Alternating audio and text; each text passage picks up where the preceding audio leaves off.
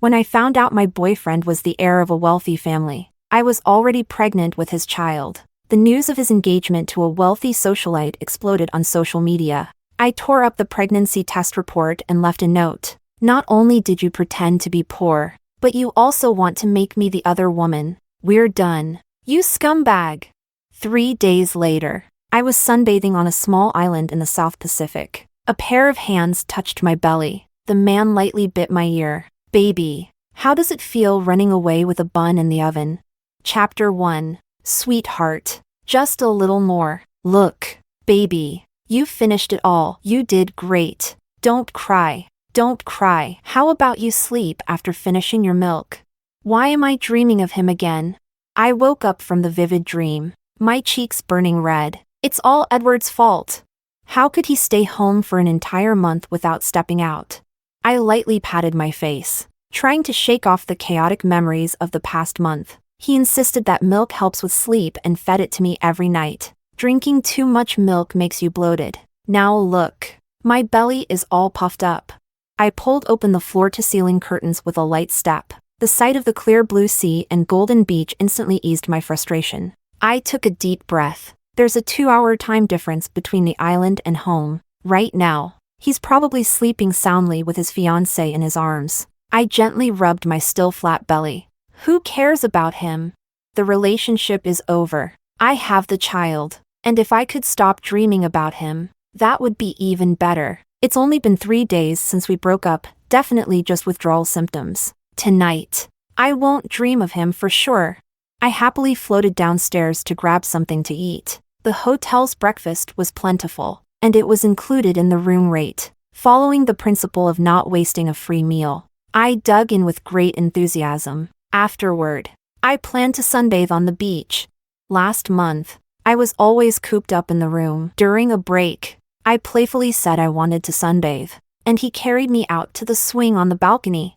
In broad daylight, on the balcony, I called him a pervert, but he took pride in it, shamelessly continuing his efforts. Chapter 2. After eating until I was completely full, I let out a satisfied burp, changed into my newly purchased bikini, applied sunscreen, and leisurely headed to the beach. I lay on the beach chair, sipping sparkling water while searching for information about early pregnancy precautions. 4 days ago, I started feeling unwell, so I went to the hospital for a checkup, which eventually led me to the gynecology department. After the examination, the doctor adjusted her glasses. She calmly said, "You're pregnant." I blinked. Really?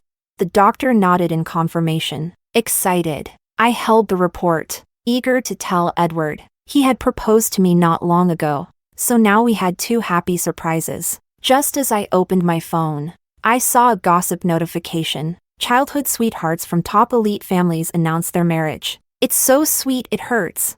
My curiosity got the best of me, and I wanted to indulge in some juicy rich people gossip.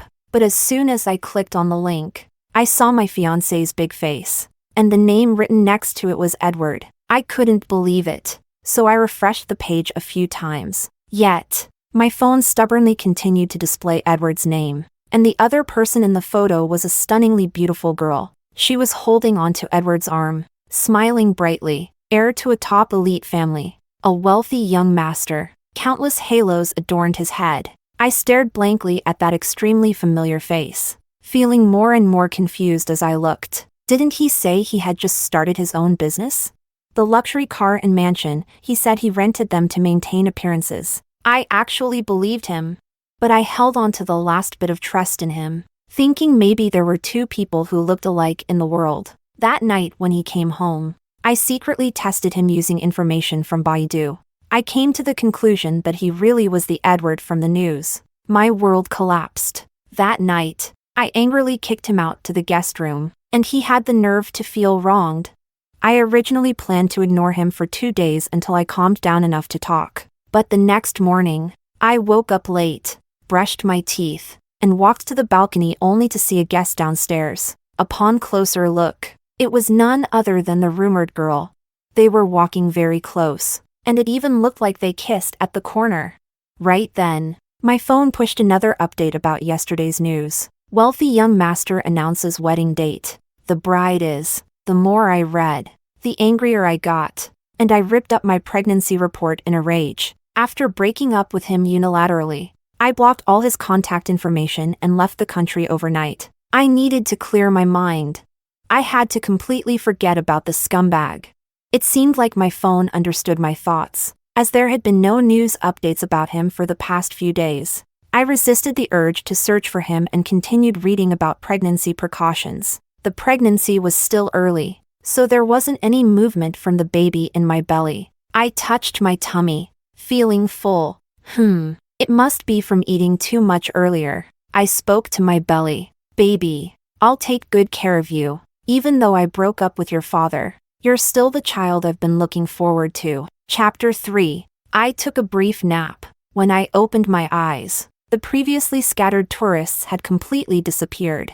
I checked my phone and saw that only half an hour had passed. Where did everyone go? This is strange. I got up, wanting to ask someone about it. After walking around, I couldn't find a single person. There was no disaster warning either. The vast beach was silent except for the sound of the waves. I went back to where I had left my bag, feeling uneasy with the beach being so empty. Maybe I should head back to the hotel. When I returned to the beach chair, I realized I had forgotten where I had put my bag. I knelt on the chair, searching everywhere. Suddenly, a pair of hands circled my waist from behind. A huge shadow completely covered my body. I froze, unable to move. A lazy male voice spoke. What are you looking for?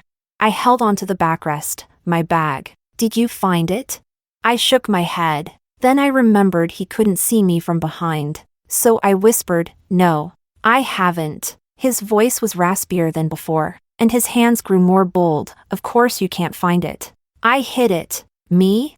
I turned my head, ready to question him, but he was so close that my lips brushed against his cheek. Edward's eyes were full of amusement. Have you been thinking about me these days? Being so eager. No, I haven't missed you at all. I really hadn't been thinking about him, although I kept dreaming about him. But dreams aren't something I can control. I definitely didn't miss him. I pushed against him. This is the beach. Edward turned me around to face him. His voice was muffled. The people were cleared out while you were asleep. There are security guards outside. No one will come near this area. I leaned back, letting out a muffled cry. Damn it. In broad daylight, out in the open. He's doing this on purpose. He even bit me, knowing exactly how sensitive I am to that. And yet he still bit me. He's too much. Tears welled up in my eyes. It hurts. He lifted his hand to wipe away my tears. You know it hurts now? If he knows it hurts, why did he bite me? He's definitely up to no good. I hate you. I'm never speaking to you again. You jerk. He laughed and pulled me onto his lap. I'm a jerk? Who blocked me without a word and fled the country? Sweetheart, was it fun running away with a baby? I protested. I didn't leave without saying anything. I already broke up with you. Now give me back my clothes. I reached for the clothes he had thrown onto the table, but he easily pulled me back. The amusement in his eyes faded a bit. I didn't agree to the breakup. You don't need to agree to a breakup. As long as I do. He placed me on his knee and removed his watch with one hand. The expensive watch was neatly placed to the side. My heart skipped a beat every time he takes off his watch. It's 4. Edward chuckled. Who taught you that you could break up unilaterally? Of course. Slap. I didn't have time to escape before his hand landed. I felt my butt jiggle from the impact. This time he was using more force than usual, likely to punish me for leaving without a word. 20 spanks. You count. Amanda, you know the rules. I bit my lip. I refuse. We've broken up. You have no right to punish me. His hand came down again. Edward casually remarked. If you don't count, we'll start from the beginning. I twisted around in protest. You can't start over. That's already 2. He raised an eyebrow. Then what should we do? I spoke in humiliation. 3. He looked at me quietly. Anything else? Tears filled my eyes. Thank you, darling. Why did I ever agree to such a stupid rule? Sniff, sniff. Edward was finally satisfied, bending down to kiss me. Good girl. Don't miscount from now on. Chapter 4. Edward came prepared. Before he arrived, he had already decided how to punish me, even bringing the medicine. After 20 slaps, I angrily buried my face in his chest, and he carefully applied ointment. Does it hurt? Of course. It hurts.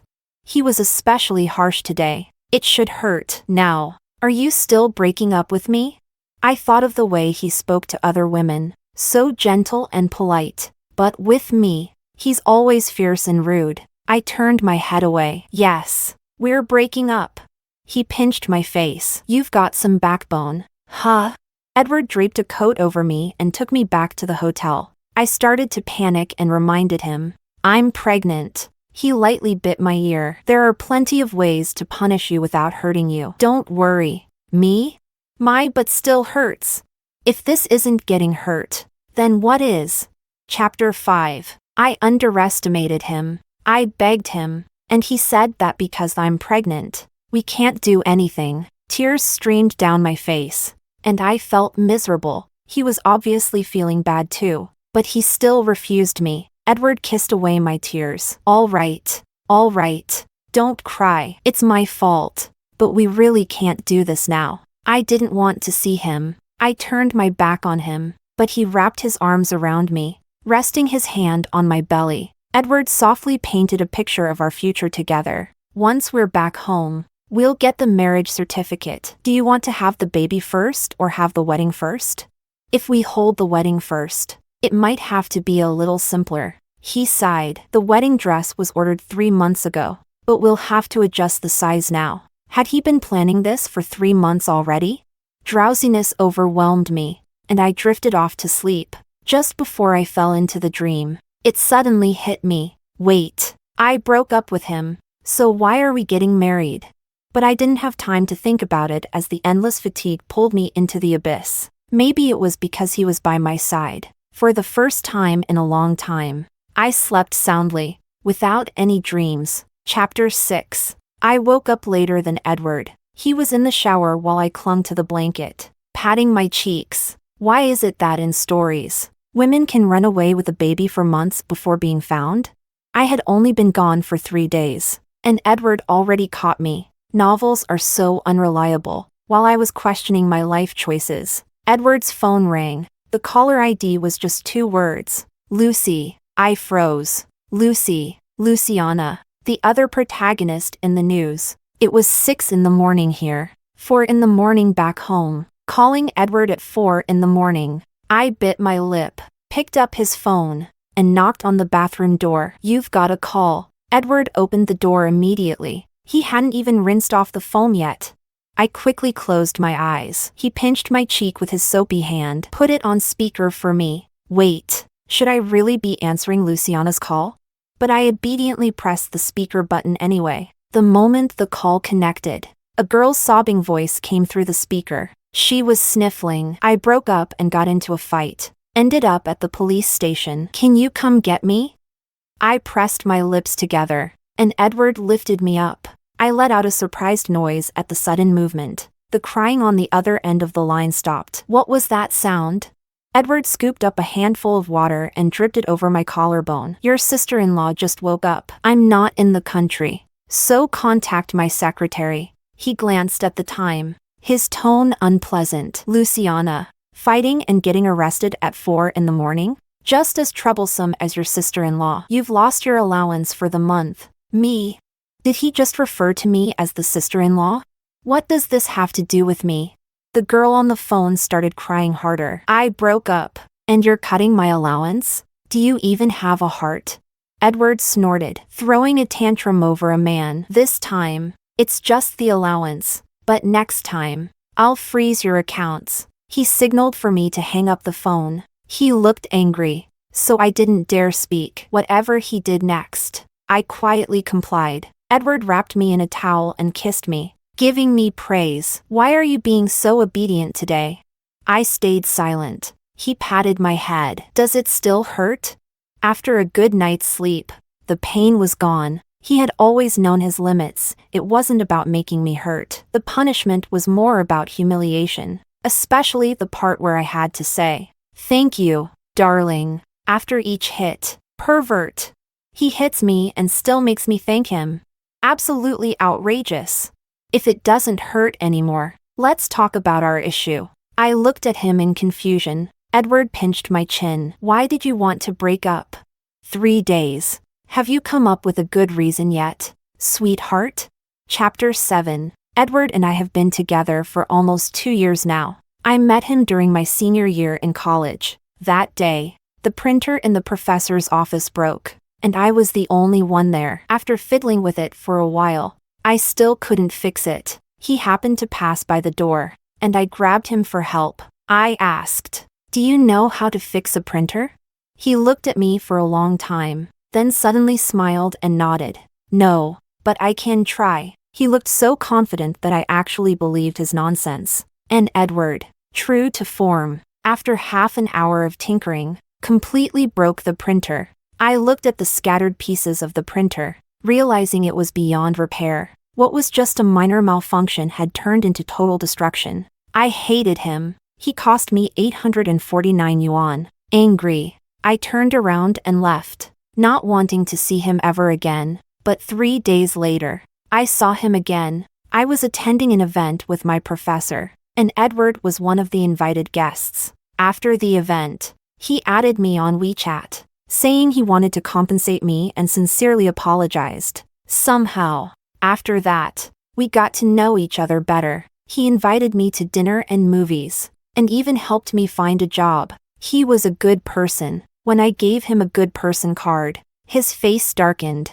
The movie that day was packed. On the big screen, the male and female protagonists resolved their misunderstandings and poured out their hearts to each other. In the corner, Edward pressed me between the seats and we shared our first kiss. I didn't know how to kiss, and neither did Edward, who clumsily bit me. I couldn't push him away, and amid the laughter in the theater, Edward lightly bit my ear. "Amanda, I don't want to be just a good guy. I want to be your boyfriend." I thought about it and figured having a boyfriend wouldn't be so bad. So, we got together. He was the perfect boyfriend, handsome, well-built, always putting me first. Though, a bit of a control freak. But I kind of liked that. His only problem was that he was too rich. Edward was 3 years older than me. My professor would sigh every time she saw us together. She kept warning me not to be fooled, saying men like him just want to play around with young college girls who haven't graduated yet. I didn't pay much attention to her words. What could he possibly trick me out of? In a relationship, what could I lose? We rarely fought. After 2 years, it still felt like we were in the honeymoon phase. 2 months ago, he proposed to me, turning my first love into my husband. I thought my love life was perfect. Then, I discovered his problem. It hit me all at once. Turns out my professor was right. Edward, this rich guy, was just having fun with me. I ran away that very night. After 3 days, he caught me. Damn it. Edward gritted his teeth. You'd rather believe your professor than me? Well, not exactly. I puffed up my cheeks and questioned him. Who's Lucy? You two even made it onto the trending news. Edward poked my cheek, and with a hiss, all the air escaped. I got even angrier. You won't answer my question, and now you're poking my face. Not only did he poke my face, he even started kneading it like dough. That trending topic was taken care of in half an hour. You really believe everything the gossip accounts say? Luciana is my cousin. She's been living abroad for the past few years. So you haven't met her. She just returned to the country last week, and my aunt asked me to keep an eye on her. As he explained, Edward ruffled my hair. That morning, I asked if you wanted to come with me to pick her up at the airport. You said you were tired and wanted to sleep. Don't you remember? Did that really happen? I racked my brain, and finally remembered last Sunday. At 8 a.m., he tried to wake me up. We hadn't gone to bed until 2 or 3 in the morning the night before. Waking me up at 8 a.m., wasn't that too much?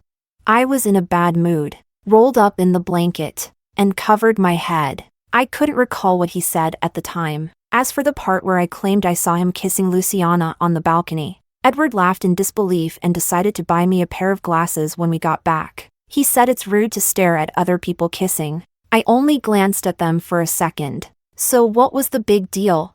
Edward then casually dialed the phone. Luciana answered, her voice full of excitement. My dear brother, have you finally seen the light and decided to give your sweet little sister some pocket money? I knew you were the best person in the world. I swear I won't get into any more fights.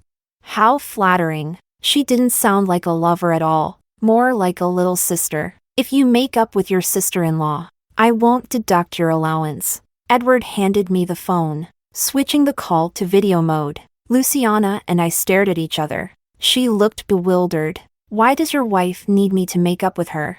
But she quickly brushed off her confusion. Excitedly, she said, Sister-in-law, my dearest sister-in-law, please don't be mad at my brother anymore. I'll split my pocket money with you, and we can share all his wealth together. Me? Edward was right behind me. How could she say that right in front of him? Chapter 8. Edward was deeply hurt by my explanation. He believed that I didn't trust him at all. Feeling guilty, I tried to explain. I just wanted to go out and calm down. I was planning to come back and talk to you. Edward accepted this reason. Accepted. Yes. But after realizing I wasn't angry anymore, he started getting mad. The specific sign? He stopped smiling around me. The work back home wasn't urgent, so he switched to working online and stayed with me for the last few days of the vacation. During the day, he applied sunscreen to me with a blank expression. At night, he held me coldly while we slept. Not even an extra kiss. I propped up my head and watched him. He had his laptop on his knees and offered me a piece of fruit. Open your mouth. I pouted. No mango. I want strawberries. He obediently switched the fruit, and I bit into it. When he withdrew his hand and saw I wasn't moving, he turned his head and asked, What's wrong? I looked at him, biting into the strawberry, and pushed his laptop aside, occupying the space where it had been. Edward's eyes darkened, and I sweetly said, Thank you, darling. The hotel room I booked was on a high floor, and you could overlook the island from the floor-to-ceiling windows. Behind me was the blue ocean and sky, and in front of me, him. He pinned me against the sofa and asked in a husky voice, Amanda, do you know what you're doing? I blinked. Of course. I sat up and whispered, Darling, I'm seducing you. I pouted. Sweetheart, it's been days since you've kissed me. Before he could respond, I added, If you won't kiss me, then I'll kiss you instead. He didn't move, nor did he object. I cupped his face and kissed him. Edward held me steady. I looked up and met his gaze. The sweet taste of strawberries lingered between our lips. I hugged him. I like this so much. He smirked. Like it so much that you want to break up with me? Not good. Why bring that up now? I fumbled for the plate of strawberries, biting into one and tilting my head. Sweetheart, do you want another? Edward's eyes darkened even more. Yeah, then let me feed you. Today's strawberries are especially sweet. Chapter 9. Edward was playing with the last strawberry in the fruit bowl, lost in thought. I shifted around until I found the most comfortable position to snuggle in. In the midst of our quiet time, he asked me, When do you plan to return home? I'd been here for about a week now. The island wasn't big, and I'd already explored most of it in that time. According to my original plan, I was supposed to visit other places afterward. But, do you need to go back for something? I might as well go back with him, and I could always travel again another time. His hand rested on my belly to get our marriage license. The report you tore up said 6 weeks. It's been a week and a half now. So it's time for a progesterone test. I was confused. What's that?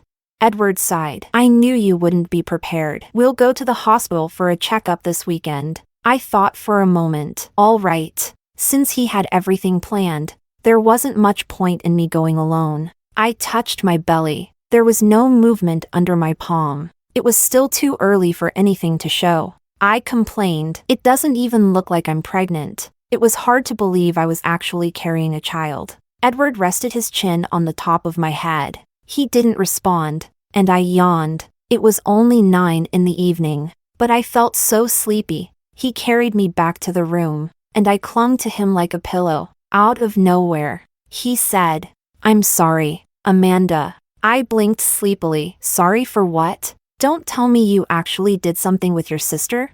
He chuckled helplessly. What are you thinking? What have you been reading lately?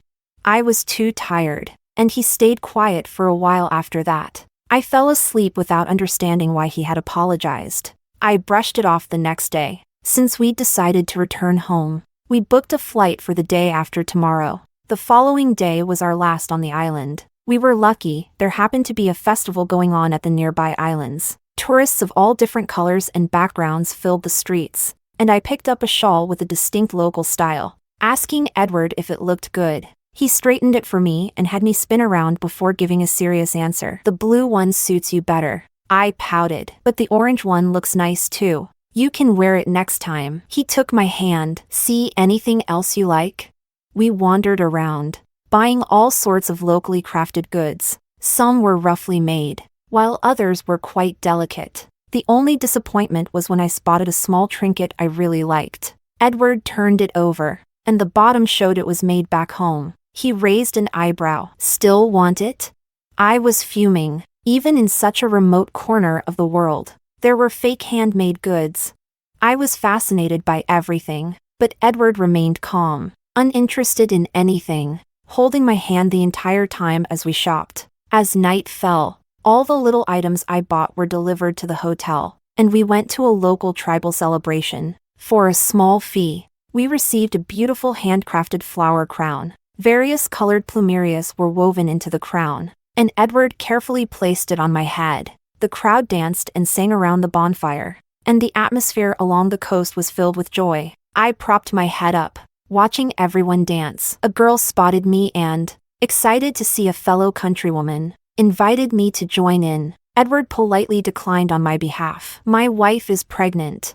Oh. The girl looked a little disappointed but then curiously asked, how far along? You don't look pregnant at all. Are you here on your honeymoon? No. I had run away in secret. I was too embarrassed to explain, so I let him do the talking. Edward nodded. 7 weeks. Yes. I brought her here to relax. We were sitting a little further away from the bonfire, where the light wasn't as bright. The distant fire cast flickering shadows on his face. Today, his casual clothes softened his usual sharpness. When he mentioned me, he turned to look at me, and I smiled at him. He ruffled my hair. The girl whispered, wow, that's a single girl's harm. I won't bother you to. Enjoy your honeymoon. I smiled sweetly at Edward. You're being extra gentle today. He squeezed my palm. When am I not gentle? When I make him angry, he can be so fierce. And in bed, he's even fiercer. If both happen at the same time, it's terrifying. The scariest thing is when he takes off his watch and makes me count. I stood on my toes and gave him a quick kiss. Why do I always feel like you're gentler with other people than with me? He pinched my chin, tilting my head up. Is that so? I nodded. Yes. Who else grabs someone's chin and forces them to make eye contact?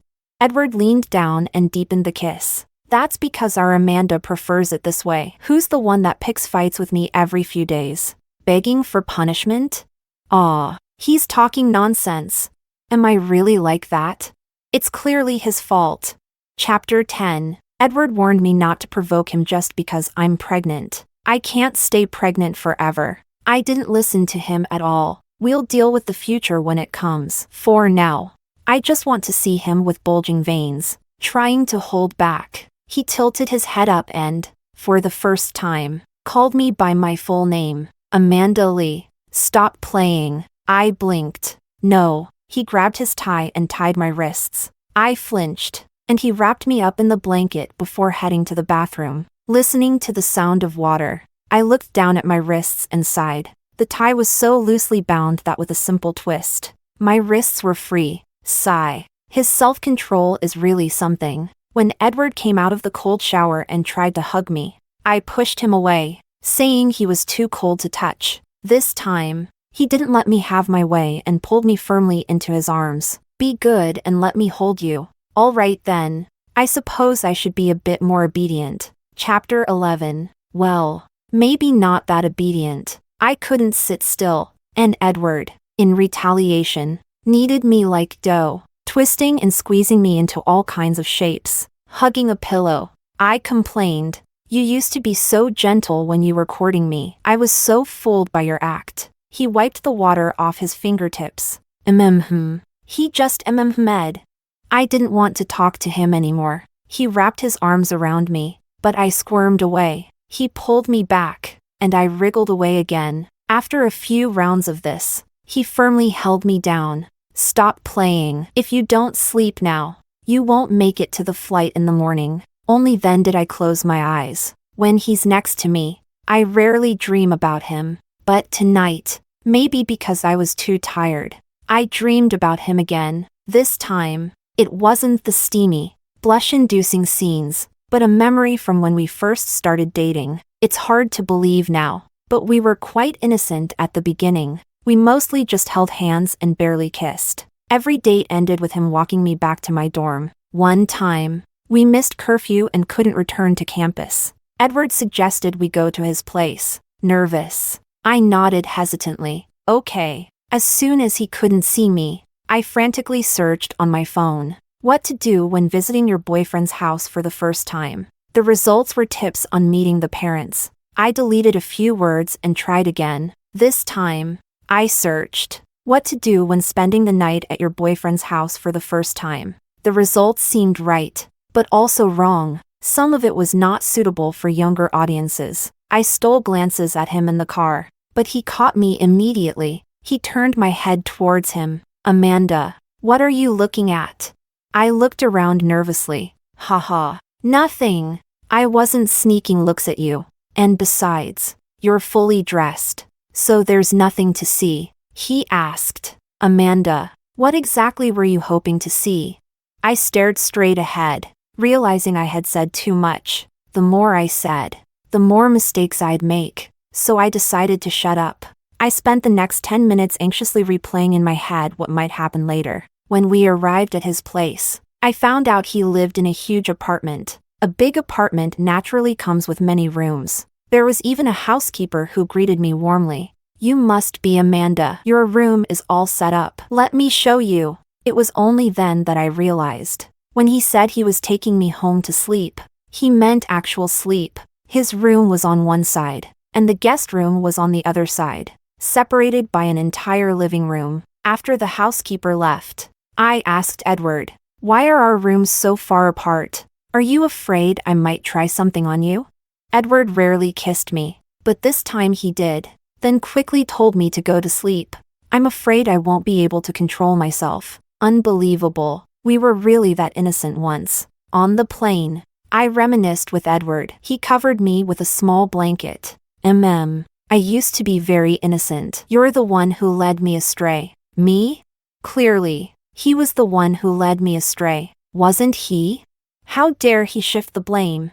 Chapter 12. Before getting off the plane, Edward layered me in clothes. If he hadn't reminded me, I would have almost forgotten we were returning from the southern hemisphere. It was summer on the island, but the northern capital was now covered in snow. I put on my fluffy hat, bundled up like a ball. The cold wind made me shiver, but he held my hand to keep me warm. Luckily, the airport was heated, and I started to feel better. There were quite a few people waiting at arrivals. I glanced over, not paying much attention, until I heard a somewhat familiar female voice shout, "Cousin! Sis! Look at me! Your sweet little sister is right here." She shouted with such force and energy that even in the noisy airport, her voice stood out. Everyone's eyes turned toward her, mine included. I looked toward the source of the voice. Once I saw who it was, I quietly hid behind Edward. So embarrassing. Luciana, someone capable of getting into a brawl in the middle of the night and landing in jail, clearly had no sense of embarrassment. Edward, standing in front of me, also saw Luciana. He silently pulled my hat down further, pretending not to see his dear little sister. Luciana was heartbroken. I was very pleased. Once we left the crowded area, she caught up with us. Why didn't you two acknowledge me? I braved the cold to come pick you up. And this is how you treat me? Since Edward called her last time, she had added me on social media and had been checking in constantly over the past few days. probably hoping to use me to reconnect with Edward for some family affection and, of course, some spending money. Naturally, I told her we were returning, but she didn't mention she'd come to the airport. Luciana clutched her chest dramatically. I came to surprise you, and you're not even grateful. I retorted. More like a fright. Edward agreed. You scared your sister-in-law. No more allowance for next month either. Luciana's expression shifted so dramatically. It could be a teaching material at a film academy. From disbelief, to pain, to despair, all smoothly transitioned. She wailed, "You're heartless." I silently pulled my coat tighter. Edward, thinking I was cold, tucked my hand into his pocket. Men seem to have warmer body temperatures in winter. My hands were cold, but he was so warm. I smiled at him, while Luciana wailed again. Enough, you two. Enough. Not only did you not welcome me, but you're shoving your relationship in my face. Don't you know I just broke up? Disgusting little couple. Right in front of her. I mumbled, "Your cousin is so noisy." Luciana tried to fight back, but Edward shut her up with just 3 words, allowance money. Like a deflated balloon, she sulked and followed behind us the rest of the way. She looked so pitiful. I couldn't help but ask about her on the way home. The moment someone paid her attention, she perked up, bouncing around and eagerly telling me all about her life. I poured her a glass of water while she chattered on. After finishing her story, she suddenly remembered to ask, "Can I be a bridesmaid when you get married?" I replied, "I might not get married." 2 sets of eyes turned toward me at once. I was confused. What's wrong? Edward gripped my hand tightly, and Luciana swallowed nervously. If you don't get married, what about my brother? I propped my head on my hand. We could just get a marriage certificate. Isn't that all a wedding really is? Anyway? Edward was surprisingly straightforward. Why don't you want a wedding? Am I that embarrassing? Huh? Where did that come from? And besides, we still have over 8 months before the baby is born. I'll be busy taking care of the baby, and I don't want to deal with planning a wedding. It's such a hassle. Edward let go of my hand. You won't need to plan it. Aren't women supposed to be the ones looking forward to weddings more? Why is Edward so insistent on having one? I gave in. All right then, since he said it like that, I guess I'll grant him his wish. Chapter 13. The day we got our marriage certificate happened to be the winter solstice. We handed out wedding candy to the people at the Civil Affairs office, and after signing our names in our respective spots and taking photos, the marriage certificate was finally in hand. I casually stuffed it into my bag and asked Edward, "What are we having for dinner tonight?" He carefully looked at his own marriage certificate, treating it like a treasure, and then stored it away with great care. Holding my hand, he said, "Let's go have the Italian food you wanted last time." Aside from us, there was only one other couple getting their certificate today. Oddly enough, they didn't seem very familiar with each other. They also didn't bring any candy to share like we did. When I handed some candy to the woman, I couldn't help but ask, "Is he your husband?" She froze for 2 seconds, not quite understanding who I was referring to. Yes, it was as if she could see my confusion. So she added a bit more. "We met through a matchmaker, but you and your husband must be in love, right?" I nodded and didn't say anything further. After a bit of small talk, Edward returned from the other side. I said goodbye to her and ran over to Edward, hugging his waist. I snuggled up to him. "There are so many people at the divorce window." He patted my head. "That has nothing to do with us." I brought up the woman I had just spoken to, unable to suppress a sigh. "Why do people who don't love each other get married?" Edward replied, "Everyone has their own choices." I thought about it for a moment and nodded. That's true. If people want to get married, they do. If they don't, they don't. Caring too much about others doesn't help. I stood on tiptoe and kissed him. "Luckily, I love you." He stood still for a long moment, so I kissed him again. "What's wrong, darling?" He bent down and kissed me back. People were coming and going in the Civil Affairs office, and kissing in public didn't seem appropriate. But here, it felt different, surrounded by the atmosphere of love and blessings. Edward held me tightly. "I love you too." Chapter 14. My pregnancy wasn't as painful as most people's. Apart from feeling extra sleepy, I didn't experience any morning sickness or swelling. I slept more, and as I slept, the baby grew bigger. Edward was a wonderful husband. He took care of everything during my pregnancy. When I went into the delivery room, he didn't wait outside. He chose to be with me during the birth. Though he couldn't do much, just seeing him beside me when I was exhausted gave me a sense of warmth. As the baby's cries echoed, I passed out. Edward stayed by my hospital bed, waiting for me to wake up. And when I did, I wasn't the one to cry, he was. It was the first time I had ever seen him cry. It was fascinating. I pressed my thumb to his tears. How long have you been waiting? Just a little while, liar. I went into the operating room during the day, and now it was completely dark outside. I had a smooth delivery, so I hadn't been in the operating room for long. He must have waited for quite some time. How's the baby? Very healthy. It's a girl. I saw her just now. She's asleep. He gently embraced me. Amanda, you've worked hard. Asleep. Huh? That means I can't hold her yet. Looks like it'll be a while before I get to meet the baby. When I heard what he said next, my eyes lit up. Since I worked so hard, does that mean you'll erase the notes in your little book? He had a small notebook where he kept track of all the times I had teased or provoked him during the pregnancy, with the promise that he'd get revenge after I gave birth. Terrifying. Edward paused for a moment, then smiled. No way. Not even one less.